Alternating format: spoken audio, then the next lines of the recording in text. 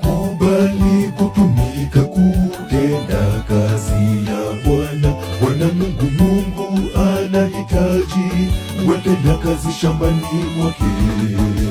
Haba na haba ujaza kiba, umoja na nguvu, utengano udhaifu. Mungu atakuhesabu katika kundi la waaminifu wake.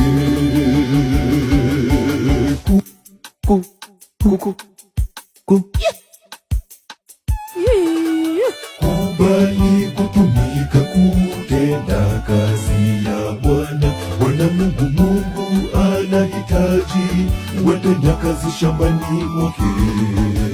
haba na haba ujaza kiba, Umoja na nguvu, utengano udhaifu. Mungu atakuhesabu katika kundi la waaminifu wake.